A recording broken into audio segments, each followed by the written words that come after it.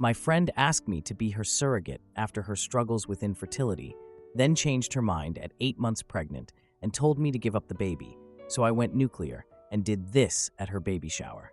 So here is what's going on. I, female 32, am 8 months pregnant as a surrogate for my best friend, female 34, who now wants me to give the baby to some random couple she found. I'm freaking out. Throwaway, because Joelle knows my main account, and I don't want her to see this. Long-time lurker, first-time poster. This is going to be long and probably all over the place, but I'm really upset as I type this and haven't slept in 2 days. So Joelle and I have been best friends for like 15 years, since we were roommates sophomore year of college. She's always been the more put-together one. Got the fancy marketing executive job right out of school, while I became a kindergarten teacher, which I love, but obviously doesn't pay nearly as well. We've been through everything together. When I had my first kid and got really bad postpartum depression, she was at my house every day, bringing food and helping with the baby so I could shower or just cry or whatever. I've always felt like I owed her for that. I'm married to Rick, male, 35, and we have 2 kids, 7 and 5. Our youngest has some health issues, nothing life-threatening, but requires expensive treatments that our insurance only partially covers. So money has been tight, even though Rick has a decent job in construction management, but we make it work. Anyway, Joelle has been married to Jonathan, male 36, for about 8 years, and they've been trying for a baby for the last 4 years. She's gone through 3 failed IVF cycles, and it was really hard for her. She wanted to be a mom so badly. After the last failed cycle, she was really upset. They spent so much money on treatments, and it just kept not working. So about a year ago, I offered to be her surrogate. I had pretty easy pregnancies with my own kids. Well, as easy as pregnancy ever is, lol. And I couldn't stand seeing her so sad. Rick wasn't totally on board at first. He was worried about me going through pregnancy again when we're already stretched thin with the kids and everything. But he eventually supported me when he saw how important it was to me to help Joelle. Joelle was there for me when my mom died 3 years ago. She dropped everything at work and flew across the country to help with funeral arrangements and stayed with us for 2 weeks. That's the kind of friend she's always been. We did all the right stuff before starting: counseling, medical evaluations, and met with attorneys to draw up the surrogacy agreement. The lawyers put in all these clauses that seemed unnecessary at the time. One was that if the intended parents changed their mind after the 2nd trimester, I would have first right to keep the baby. I remember joking about it like, as if that would ever happen. My sister Ashley, female 29, has never liked Joelle, and she warned me that Joelle seemed more excited about having a baby than actually being a mother. I just rolled my eyes and thought she was being jealous. So we did the embryo transfer with Joelle's egg and Jonathan's sperm, and it worked on the first try. The first 7 months were great. Joelle came to all the appointments, was super attentive, even through this big gender reveal party when we found out it was a girl. The gender reveal was weird looking back. Joelle went all out with this garden party with blue and pink everywhere. I felt awkward being the center of attention. Jonathan barely participated and kept checking his phone the whole time.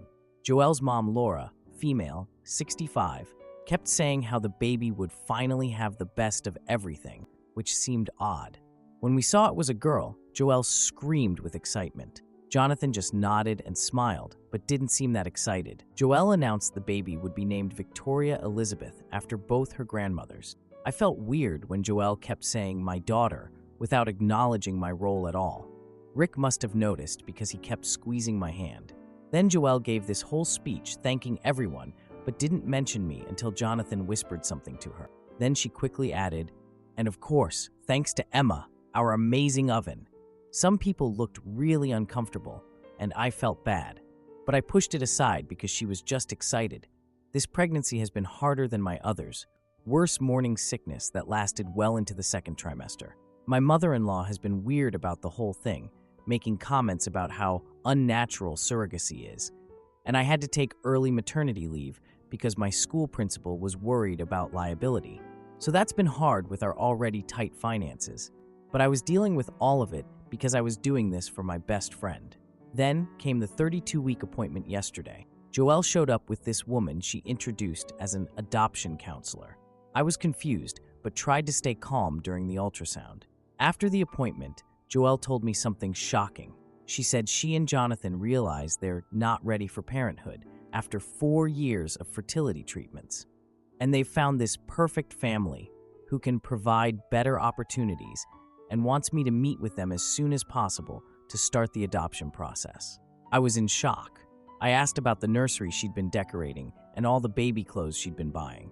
She just kept saying things like, plans change, and this is what's best for Victoria. I suggested maybe they should try counseling first before making such a huge decision, but she refused. I called Jonathan later, and he seemed super uncomfortable, but backed up Joelle's decision. He mentioned something about circumstances changing, but wouldn't explain more. I called my attorney this morning, and she confirmed that legally, I have the right to keep this baby if they're backing out. But that's not what I thought I was signing up for. I already have 2 kids in financial struggles, and I was doing this for Joelle. But here's the worst part. I found out today that the adoption counselor who came to the appointment was actually Sharon, female, 42, the woman who wants to adopt the baby. Joelle brought the potential adoptive mother to my doctor's appointment without telling me who she really was. I feel so betrayed, and I don't know what to do. I'm carrying this baby that I've bonded with for 8 months. She's kicking and hiccuping and feels like mine in a way I didn't expect. But I never planned to have another child, and this would be a huge change for our family. I'm 32 weeks pregnant, and suddenly everything has changed, and I don't know what to do. Edit. A lot of people are asking about financial compensation. Yes, Joelle and Jonathan are covering my medical expenses, and there was a small stipend for maternity clothes, etc. But this was primarily something I did out of friendship, not for money. Edit 2. To clarify about my youngest's health issues, since many are asking, she has a rare autoimmune condition that requires specialty medications and regular treatments. Insurance covers about 70%, but the out-of-pocket costs are still around $15 a year. Edit 3. Someone asked why I didn't just loan Joelle the money for another round of IVF instead of being a surrogate. The issue wasn't just money. Joelle's doctor advised against more IVF attempts after the 3rd failure because of how her body was responding to the hormones. Edit 4. I've tried calling and texting Joelle multiple times since yesterday, but she's either ignoring me or responding with one-word answers. I asked if we could meet to talk, just the 2 of us, and she said she'd check her schedule. I've never had to check a schedule to talk to her in 15 years of friendship. Now for the first update. So a lot has happened since my last post. First, thank you all for the support. I was honestly a mess when I wrote that and couldn't see straight. The last week and a half has been, I don't even know how to describe it. I've barely slept, can't eat properly, and my doctor is worried about my blood pressure. Great timing, right? I've been trying to process everything since that awful doctor's appointment. I keep replaying it in my head. Joelle bringing that woman Sharon to my appointment and then telling me she wants me to give the baby to some perfect family. I still can't believe this is happening. I've tried calling and texting Joelle like a million times to talk one-on-one, but she's either ignoring me, giving me one-word answers, or insisting that Sharon needs to be part of any conversation about the baby's future. The baby's future. Like this is just some transaction and not, a human being that I've been growing inside me for 8 months. I don't want anyone to think I'm getting too attached or whatever. This was never supposed to be my baby. That wasn't the plan. But I don't know. When you feel those kicks and hiccups every day, when you're up at 3 a.m. because she's doing somersaults on your bladder, it's hard not to feel connected. And sometimes I catch myself talking to her or thinking of names that would suit her little personality. She gets super active whenever I eat spicy food, just like my son did. But that's not the point. The point is that this was supposed to be Joelle's baby, the one she's been dreaming about for years, the one she spent thousands on fertility treatments trying to have, the one she was decorating an entire nursery for just a few weeks ago. 3 days after the appointment, Joelle texted asking if Rick and I would meet her, Jonathan, Sharon, and Sharon's husband Donald for dinner to discuss everything calmly. I agreed because I thought maybe face-to-face we could figure this out. Maybe I could understand what the hell was happening. So we met at this fancy restaurant, way fancier than anywhere Rick and I would normally go, the kind with tiny portions and prices that make you want to throw up. Sharon and Donald are this polished, wealthy-looking couple, probably in their mid-40s. Donald barely spoke the entire time, just nodded a lot, while Sharon did all the talking. Sharon kept touching my stomach without asking. I hate when people do that, and talking about their daughter and all their plans. The entire dinner, they all talked about the baby like I had already agreed to the adoption. Sharon kept going on about the nursery they were preparing and the private preschool they'd already put a deposit down for. Who does that? At one point, Joelle said we just needed to get all the paperwork squared away and looked at me expectantly, like I was just going to say, "Oh sure, here's your baby." Rick was squeezing my hand under the table so hard I thought my fingers would break. He was trying to help me stay calm, but I could tell he was furious too.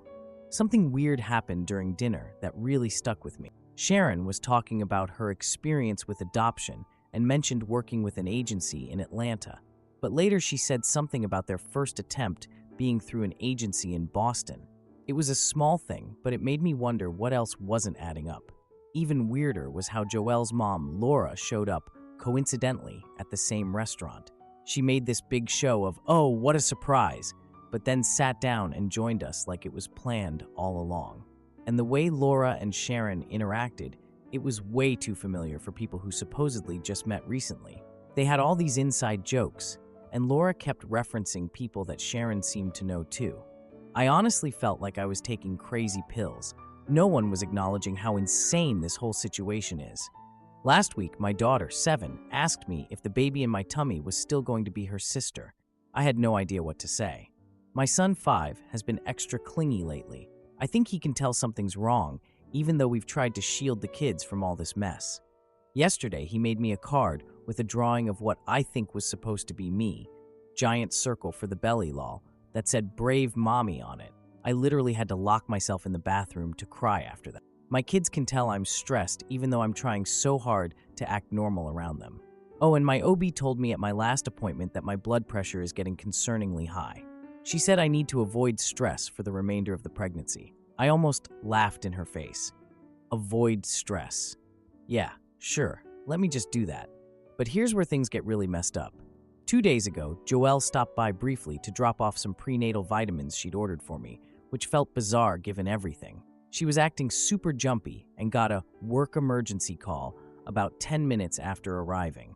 She rushed out but forgot her tablet on my coffee table. I was just going to put it away safely, but then a notification popped up on the screen with the words "baby arrangements" in the preview. And I know I shouldn't have, but I clicked on it. I mean, normally I'd never go through someone else's stuff, but after everything that's happened, I don't know. I had to know what was going on. What I found made me physically sick. The email was from Sharon talking about finalizing payment details and how grateful they were that Joelle chose them. I opened a few more emails. I know, I shouldn't have, but at this point I felt like I needed to understand what was happening. There was an email explicitly mentioning $150,000 transferred as discussed to some private account. $150,000. They're literally selling this baby. Then I found an email about a job offer Joelle had accepted in Singapore with a start date just 6 weeks after my due date. 6 weeks. She never mentioned anything about moving across the world. The worst part was finding an email from Joelle to Sharon where she called me too emotionally attached and said I was becoming a problem. There were exchanges between Joelle and her mom Laura about how Laura had vouched for Sharon's family and arranged everything.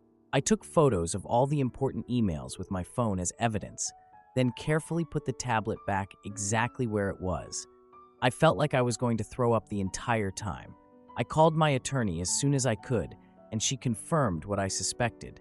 This arrangement with Sharon and Donald is basically illegal baby selling in our state. You can't exchange a baby for money like this. It's not a freaking Craigslist transaction. But it gets even worse. Through a mutual friend who works at an adoption agency, I found out that Sharon and Donald had been rejected by several adoption agencies. Apparently, Donald has some concerning past, something about financial improprieties and an investigation at his former workplace. My friend couldn't give me details, but said it was serious enough that multiple agencies turned them down. So not only is Joelle trying to sell this baby, she's trying to sell her to people who couldn't even get approved through proper channels. I was so upset, I ended up calling Jonathan directly. He actually answered, which surprised me. He seemed really uncomfortable, but admitted that he felt pressured by Joelle and was afraid to stand up to her. He said he actually wanted the baby, but Joelle had made up her mind, and he couldn't change it. Their marriage sounds like it's in trouble. Yesterday, I found out that Joelle has been telling our mutual friends that I'm being difficult and emotional because of pregnancy hormones. Some friends who don't know the full story have been texting me stuff like, just try to be understanding of Joelle's position, and these decisions are so hard. Are you kidding me? She's making me out to be the villain when she's literally trying to sell a baby. And then I got an invitation to Joelle's baby shower. A baby shower. For a baby she's planning to sell to some sketchy rich couple. I was confused until I realized she probably planned it before she changed her mind. And now it's serving as a convenient cover to introduce Sharon and Donald to everyone. From what I've pieced together, Joelle has been presenting Sharon and Donald to friends and family as the baby's godparents, not the potential adoptive parents. It's like this elaborate lie she's constructed to save face. After talking with my attorney again, who is an absolute saint, I've decided to go to the shower. I've gathered all the evidence, the emails, the information about Donald's past, the legal documentation showing my rights in this situation. My attorney helped me draft a letter clearly stating my legal position. I know it might seem harsh to expose everything publicly at the shower, but I've tried everything to resolve this privately. Joelle won't meet with me alone, won't respond to my messages in any meaningful way, and is actively lying to everyone we know. Tonight I'm sitting here feeling the baby kick while I try to process that. Tomorrow I'm probably ending a 15-year friendship. I feel sick about it. Despite everything, I still love Joelle. She was my person for so long, but I don't even recognize who she is anymore. The baby is super active tonight. It's like she knows something big is happening, like she's telling me to stand up for both of us. Edit. Several people have asked if I've told Rick everything. Yes, he knows it all and is 100% supportive of whatever I decide. He was actually the one who suggested I talk to a lawyer again after I found the emails. To those asking why I looked at Joelle's tablet, I know it was wrong to invade her privacy. But after weeks of being lied to and manipulated, I felt desperate to understand what was happening. I'm not proud of it, but I'm also not sorry given what I discovered. Some comments are suggesting I just give the baby up for adoption to a different family if I don't want to raise her. I need to be clear. I never planned for this to be my baby, but I also never planned for her to be sold to people who couldn't pass basic adoption screening. If it comes to it, yes, I am prepared to raise her as my own. My kids are already calling her their sister. A lot of people are asking about Jonathan. Honestly, I feel bad for him. He seemed genuinely upset about the whole situation when I talked to him. He said things like, "This isn't what I wanted," and "I don't know how we got here," but he's clearly afraid to stand up to Joelle.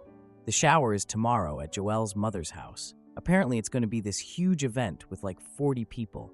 I'm terrified, but also weirdly calm. Like when something is so messed up, you move beyond panic to some strange Zen state. Rick is driving me there and waiting nearby in case things get ugly. To address the comments about legal action, yes, my attorney has advised me on all my options. The surrogacy contract is clear that I have the right to keep the baby if they back out after the second trimester. And yes, we're documenting everything. Now for the second update. So it's been a couple days since everything went down at the baby shower, and I'm still processing it all. Thanks to everyone for the advice and support on my last post. I'm 36 weeks pregnant now and everything hurts. My ankles are so swollen, I can't sleep for more than like 20 minutes without having to pee, and the baby is constantly moving around a lot in there. I swear she gets more active whenever I'm stressed, which has been like constantly lately. The days leading up to the shower were probably the most stressful of my life. I was trying to prepare for this confrontation while also, growing a whole human and taking care of my other kids and pretending everything was normal. My daughter keeps asking why I look so sad all the time, and it makes me so upset.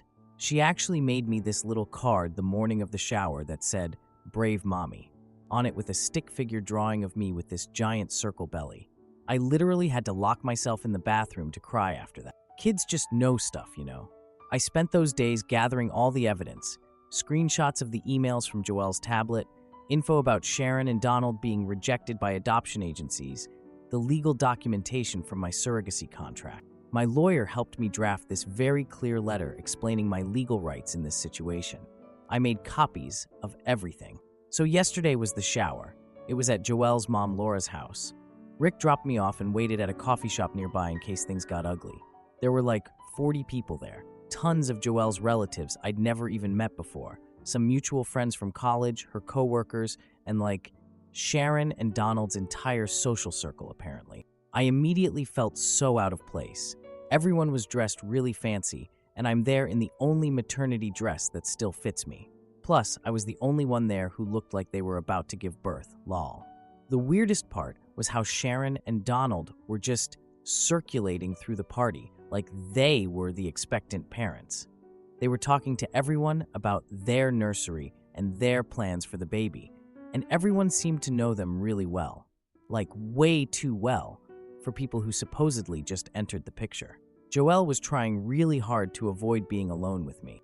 Every time I got close to her, she'd suddenly need to refill her drink or check on something in the kitchen. I caught her eye across the room at one point, and for a split second, I thought I saw my Joelle, the person who's been my best friend for 15 years. And honestly, a tiny part of me was still hoping she'd pull me aside and say this was all some huge misunderstanding. But then I overheard Sharon telling some people about how they'd already decorated the nursery in their vacation home in the Hamptons for when the baby needs fresh air. The Hamptons. Like, what even? I just sat there quietly for most of it, watching everything happen. My friend Tara from college kept shooting me these concerned looks. I think she could tell something was off.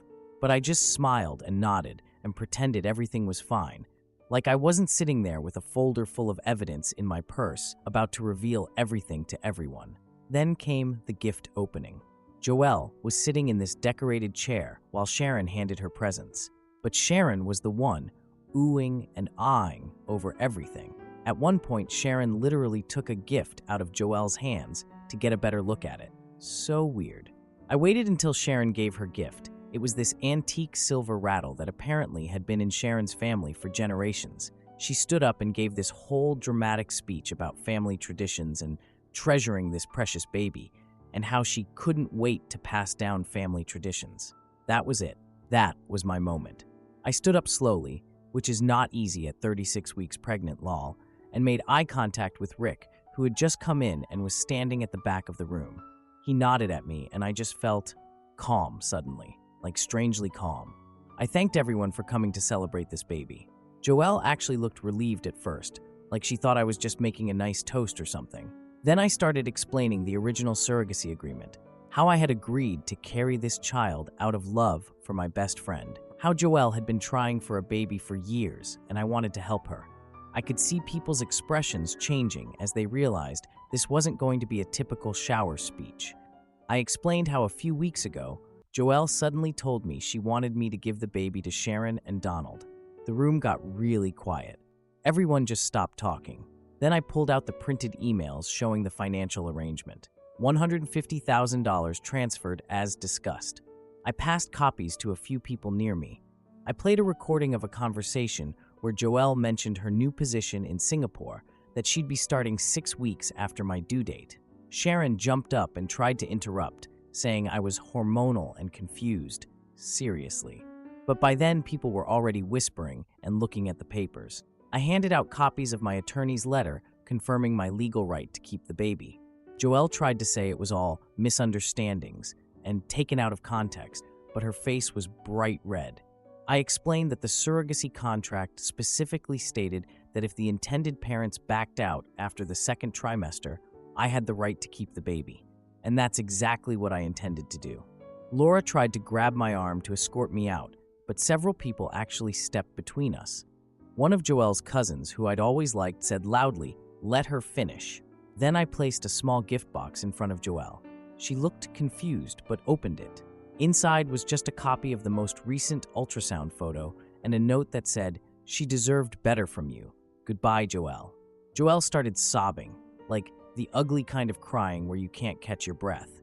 Sharon was trying to calm her down while also telling everyone that I was unstable and making things up. But by then it was too late. I made my final statement that I would be keeping and raising this baby myself, that she would be loved and protected, and that I would make sure she never ended up being sold to people who couldn't even pass basic adoption screenings. Then I walked out. Well, waddled out, really. Pregnancy waddle is real, y'all. Everyone started talking and yelling at once behind me. I heard Joelle screaming that I was ruining her life, and Laura having what sounded like a full panic attack. Someone dropped a tray of champagne glasses, and they all shattered. It was chaos. My friend Tara ran after me and offered to drive me home. As we were leaving, I saw Donald on his phone looking panicked, and Sharon was crying and saying something about all that money. The aftermath has been intense. Jonathan actually called me later that night. He sounded weirdly relieved. He said he never wanted to go through with Joelle's plan, but was afraid to stand up to her. He convinced Joelle not to fight me in court, since they basically had no legal leg to stand on. Joelle and Jonathan signed papers relinquishing all parental rights yesterday. My lawyer is literally a saint and made it happen super fast. Sharon and Donald threatened to sue me for something. I'm not even sure what, but they backed down real quick when my lawyer mentioned the words illegal baby selling and criminal charges. Our social circle is basically split in half now. Most people are supportive of me, but some think I should have handled it privately and not humiliated Joelle publicly. But I tried to handle it privately for weeks. She wouldn't even talk to me one-on-one. Joelle's apparently still taking that job in Singapore. Jonathan said their marriage has been having problems for months, and he thinks this is what will end it. Part of me feels sad about that, but honestly, they made their choices. I'm scheduled for an induction in 2 weeks if I don't go into labor before then. It's so weird to think that in 2 weeks, I'll have a baby that's mine. It wasn't the plan, but plans change, I guess. My kids are thrilled about their new baby sister. They've already picked out stuffed animals they want to give her. I've decided to name her Lily Grace. Lily was my mom's favorite flower. She passed away 3 years ago. And Grace because, well, it feels like we both need some grace after everything that's happened. Rick has been absolutely amazing through all of this. He's already converted our home office into a nursery and found all our old baby stuff in the attic. He keeps saying, our family is just getting a little bigger than we planned. That's all. I'm still processing the fact that I've lost my best friend of 15 years. Despite everything, there's a part of me that still loves Joelle, or maybe loves who she used to be. I don't even know anymore. The baby's kicking like crazy as I type this. It's like she knows I'm talking about her. I talk to her all the time now, telling her that she's loved and wanted, and that sometimes families happen in unexpected ways.